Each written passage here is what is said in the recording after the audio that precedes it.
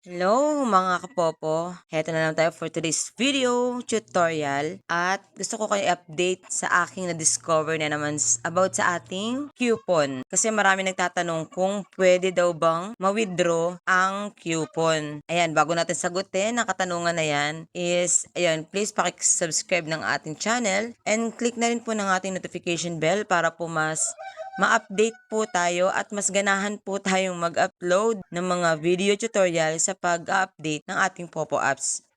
Ayan, ito good news to mga kapopo ha. Kung nakasubscribe ka na, magandang i-continue mo tong video tutorial na to at tapusin mo hanggang dulo kasi sobrang matutuwa ka kasi basta good news to mga kapopo. Good news. Okay, panoorin mo na ha. Okay, yung katanungan na yan kung mawi-withdraw nga daw ba ang coupon is masasabi ko po na opo.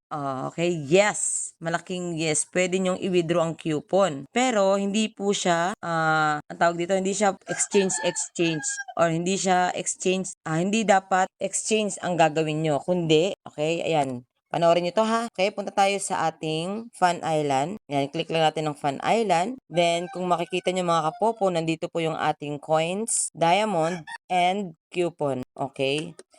Pag i-click po natin ito sa coupon mga kapopo, itong plus na nakalagay sa coupon, ayan, bibilugan natin yan. Click lang natin. And then, kung mapapansin nyo mga kapopo, ay yung arrow na nasa gitna ito. Kasi dyan yung mapapansin kung pwede kayong diba, mag-exchange ng diamond to coupons or coupons to diamonds. Pero dahil one arrow lang siya, ibig sabihin, diamond to coupons lang ang pwede nating i-exchange. Okay, paano ko ba nasabi na pwede siyang or pwedeng withdrawin ang coupons? Okay, ganito kasi mga kapopo. Ang pag-withdraw po sa coupon is may requirements po. Okay, napansin ko kasi to kanina, nagkutingting ako sa ating Popo apps. Syempre, para may mga ma-update din tayo sa mga subscribers natin, na mga nag-aantay ng tutorial. Kaya nagkukutingting ako sa ating Popo apps. Ngayon, napansin ko to mga kapopo. Ito pala ang reason, ito pala ang way. Ito pala ang way para ma-withdraw natin ang ating coupons. Okay? I-click po natin tong coupons for diamonds. Click natin yung for diamonds. Ayan, makikita nyo mga kapopo, meron po tayong lottery. Okay?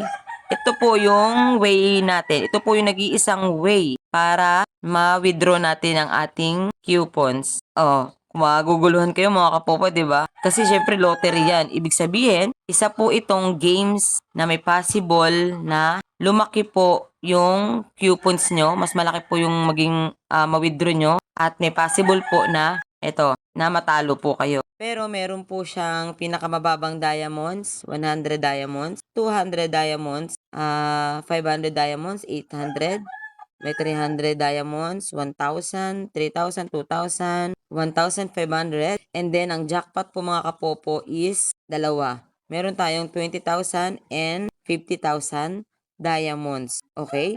Siyempre, ang diamonds pwede nating i-convert into coins. 'Di ba? Pwedeng i-convert into coins, then i-convert into points. Daming paligoy-ligoy ni Popo, 'di ba? Pero yun po yung way. Yun lang talaga ang way para ma-withdraw natin ang coupons. Pero ito, mga kapopo, is, yun nga, sa palaran. Ang nakalagay dito, ito, makikita nyo ito nasa green. Isang spin lang daw, mga kapopo, ang pwede mong gawin dito. Tapos, nagkakahalaga po ito ng 100K or 100,000 na coupons. Medyo malaki mga kapopo ang kada isang spin, 'di ba? Tapos ito nasa baba, itong orange, 10 times o 10 beses ka daw pwede mag-spin, pero ang kapalit na coupons is 1M or 1 million coupons. Grabe, sobrang laki mga kapopo. Pero yun nga, sabi ko nga 'di ba, sa mga gustong mag-withdraw ng coupons, ito lang talaga ang pinaka best way. Ito lang talaga yung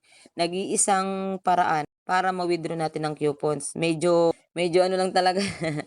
medyo hassle kasi sobrang yun nga, alam mo naman dito sa ating Popo apps, may mga libre, may mga free, pero may mga hindi rin free yung iba. Okay, kailangan talaga natin paghirapan. Okay, kailangan talaga nating pag-isipan ang gagawin natin para ma-withdraw yung ating coupons.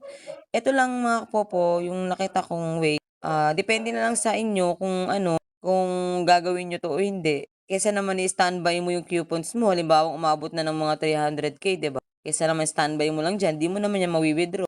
At least isapalaran mo na lang dito sa ating lottery. Baka sakaling makaka-jackpot ka, 'di ba? Ganun talaga mga kapopo, wala eh. Ito talaga yung nakita kong way. Kaya shinare ko sa inyo. Pero depende pa rin sa inyo kung anong gagawin nyo, ha? Kung nag enjoy pa kayo maglaro ng maglaro gamit ang coupons, so go lang, enjoy lang. Maglaro lang ka na maglaro. Pero kung gusto nyo na siyang withdrawin, gusto nyo nang maging pera, yung coupons nyo, ayun, ito yung way. Ayun, sunod-sunod natin ha. Coupons, 100,000.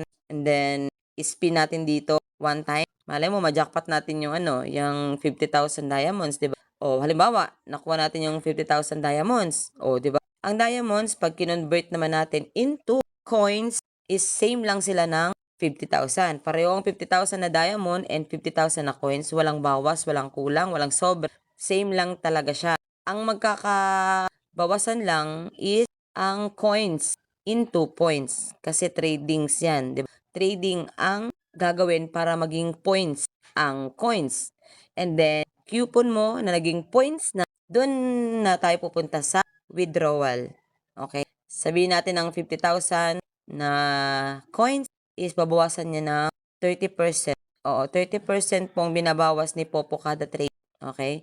Sa mga hindi po nakakaalam kung paano ba mag-trade, panoorin niyo po yung video tutorial na ginawa natin dyan sa ating mga video sa ating YouTube channel. Andyan po lahat ng explanation kung paano mag-trade ng coins to points at paano mag-convert na diamond to coin. Okay? At ito naman ngayon ang pagko-convert ng coupons to diamonds. Ayan, sana nakatulong tong video tutorial na ginawa natin mga kapopo at sana naintindihan nyo.